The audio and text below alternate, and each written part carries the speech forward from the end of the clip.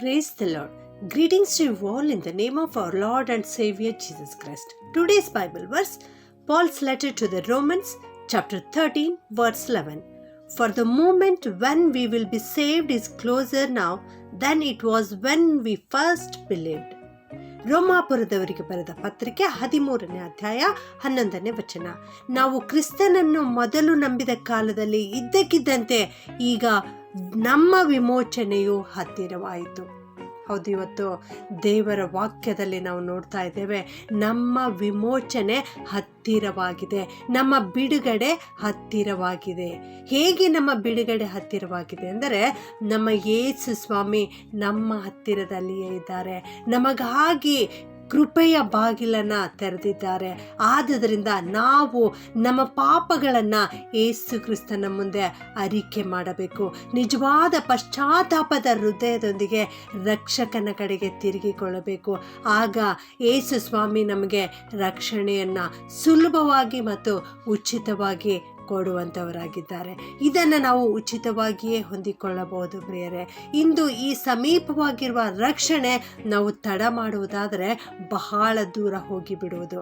ಸತ್ಯವೇದದಲ್ಲಿ ನಾವು ನೋಡ್ತೇವೆ, ಲಾಜರನು ಮತ್ತು ಐಶ್ವರ್ಯವಂತನು, ಇವರ ಕಥೆಯಲ್ಲಿ ನಾವು ನೋಡ್ತೇವೆ, ಐಶ್ವರ್ಯವಂತನು ತನ್ನ ಕೃಪೆಯ ದಿನಗಳನ್ನು ಅಲಕ್ಷ್ಯ ಮಾಡಿದನು ಎಂಬುದಾಗಿ. ಅವನ ಗುರಿ ಏನಾಗಿತ್ತಂದರೆ ಕೇವಲ ಉಣ್ಣುವುದು, ತಿನ್ನುವುದು, ಅಮೂಲ್ಯ ವಸ್ತ್ರಗಳನ್ನು ಧರಿಸುವುದೇ ಅವನ ಗುರಿಯಾಗಿತ್ತು. ಅವನು ಕ್ರಿಸ್ತನನ್ನು ಮತ್ತು ರಕ್ಷಣೆಯನ್ನು ಅಲಕ್ಷ್ಯ ಮಾಡಿದವನಾಗಿದ್ದನು. ಅಂತ್ಯದಲ್ಲಿ ಅವನ ಗತಿ ಏನಾಯಿತು? ನರಕದ ಬೆಂಕಿಯಲ್ಲಿ ಸೇರಬೇಕಾಯಿತು ಪ್ರಿಯರೇ. ಹೌದು, ರಕ್ಷಣೆ ಅವನನ್ನು ಬಿಟ್ಟು ದೂರವಾಗಿ ಹೋಗಿಬಿಟ್ಟಿತ್ತು.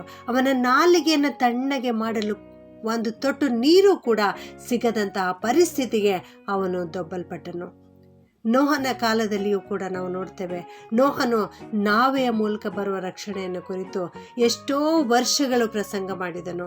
ಅವನು ಎಷ್ಟು ವರ್ಷಗಳವರೆಗೆ ಪ್ರಸಂಗ ಮಾಡಿದನೋ ಅಷ್ಟು ವರ್ಷಗಳವರೆಗೆ ಆಗಿನ ಕಾಲದ ಜನರಿಗೆ ರಕ್ಷಣೆ ಸಮೀಪವಾಗಿಯೇ ಇದ್ದಿತ್ತು.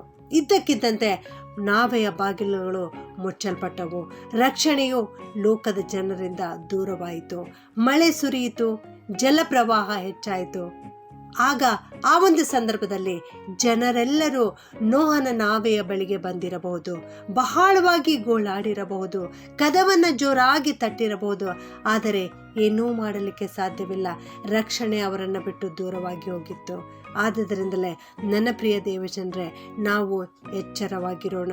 ಇದು ಕೃಪೆಯ ಕಾಲವಾಗಿದೆ, ಇದು ನಮ್ಮ ವಿಮೋಚನೆ ಕಾಲವಾಗಿದೆ. ಈಗ ನಮ್ಮ ವಿಮೋಚನೆಯು ಹತ್ತಿರವಾಗಿದೆ. ನಮಗಾಗಿಯೇ ಯೇಸು ಕ್ರಿಸ್ತನು ಈ ಲೋಕಕ್ಕೆ ಇಳಿದು ಬಂದಿದ್ದಾರೆ, ಗೋದಲಿಯಲ್ಲಿ ಜನಿಸಿ ಬಂದಿದ್ದಾರೆ. ನಮ್ಮನ್ನು ನಮ್ಮ ಪಾಪದಿಂದ ಬಿಡಿಸುವುದಕ್ಕಾಗಿ ತನ್ನ ಪರಿಶುದ್ಧ ರಕ್ತವನ್ನು ಸುರಿಸಿದ್ದಾರೆ.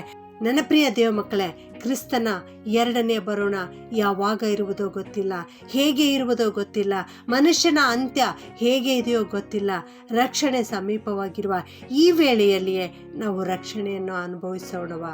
ಇಬ್ರಿಯರಿಗೆ ಬರೆದ ಪತ್ರಿಕೆ 2ನೇ ಅಧ್ಯಾಯ 4ನೇ ವಾಕ್ಯದಲ್ಲಿ ನಾವು ಹೀಗೆ ನೋಡುತ್ತೇವೆ, ಈ ಅತ್ಯಂತ ವಿಶೇಷ ರಕ್ಷಣೆಯನ್ನು ನಾವು ಅಲಕ್ಷ್ಯ ಮಾಡುವುದಾದರೆ ತಪ್ಪಿಸಿಕೊಳ್ಳುವುದು ಹೇಗೆ ಎಂಬುದಾಗಿ. ಹೌದು, ಇದು ಕೃಪೆಯ ಕಾಲ, ಇದು ರಕ್ಷಣೆಯ ಕಾಲ, ಇದು ವಿಮೋಚನೆಯ ಕಾಲ. ಈ ಸಮಯವನ್ನು ನಾವು ಅಲಕ್ಷ್ಯ ಮಾಡುವುದಾದರೆ ನಾವು ತಪ್ಪಿಸಿಕೊಳ್ಳಲಿಕ್ಕೆ ಸಾಧ್ಯವಿಲ್ಲ. ಆದ್ದರಿಂದ ಯೇಸು ಕ್ರಿಸ್ತನು ನಮ್ಮ ಸಮೀಪದಲ್ಲಿರುವಾಗಲೇ ಈ ಬಿಡುಗಡೆಯನ್ನು ನಾವು ಪಡೆದುಕೊಳ್ಳೋಣ. ಯೇಸು ಕ್ರಿಸ್ತನು ನಮ್ಮ ಹೃದಯದ ಬಾಗಿಲಲ್ಲಿ ನಿಂತುಕೊಂಡು ತಟ್ಟುತ್ತಾ ಇದ್ದಾರೆ. ಆತನ ಶಬ್ದವನ್ನು ಕೇಳಿಸಿಕೊಳ್ಳೋಣ, ಆತನಿಗಾಗಿ ಬಾಗಿಲು ತೆರೆಯೋಣ. ನೀನು ಇವತ್ತು ನಿನ್ನ ಹೃದಯದ ಕದವನ್ನು ತೆಗೆಯುವಿಯಾ? ರಕ್ಷಕನನ್ನು ನಿನ್ನ ಜೀವನದೊಳಗೆ ಬರಲಿಕ್ಕೆ ಸ್ಥಳ ಕೊಡುವಿಯಾ? ಪ್ರಾರ್ಥನೆ ಮಾಡಿಕೊಳ್ಳೋಣ. ಪ್ರೀತಿಯ ಪರಲೋಕದ ತಂದೆ, ನಮ್ಮ ವಿಮೋಚಕನೇ, ನಮ್ಮ ರಕ್ಷಕನೇ, ನಮ್ಮ ಶರಣನೇ, ನಮ್ಮ ದುರ್ಗವೇ, ನಿನಗೆ ಸ್ತೋತ್ರ ಉಂಟಾಗಲಿ ಕರ್ತನೇ. ನಮ್ಮ ವಿಮೋಚನೆಯು ಹತ್ತಿರವಾಯಿತು ಎನ್ನುವ ವಾಕ್ಯ ಇವತ್ತು ತೋರಿಸಿಕೊಟ್ಟಿದ್ದೀರಿ ತಂದೆ, ನಿನಗೆ ಸ್ತೋತ್ರಪ್ಪ. ನಮಗಾಗಿ ನಮ್ಮ ಪಾಪದಿಂದ ನಮ್ಮನ್ನು ಬಿಡುಗಡೆಗೊಳಿಸುವುದಕ್ಕಾಗಿ ಈ ಲೋಕಕ್ಕೆ ನೀನು ಇಳಿದು ಬಂದಿದ್ದಿ. ನಿನ್ನ ಪರಿಶುದ್ಧ ರಕ್ತವನ್ನು ಸುರಿಸಿ ನಮ್ಮನ್ನು ಕೊಂಡುಕೊಂಡಿದ್ದೇವಾ, ಅದಕ್ಕಾಗಿ ನಿನ್ನನ್ನು ಕೊಂಡಾಡುತ್ತೇವೆ ಸ್ವಾಮಿ. ಈ ವಾಕ್ಯ ಕೇಳಿಸಿಕೊಳ್ಳುತ್ತಿರೋ ಪ್ರತಿಯೊಬ್ಬೊಬ್ಬರನ್ನು ಆಶೀರ್ವದಿಸು ಸ್ವಾಮಿ.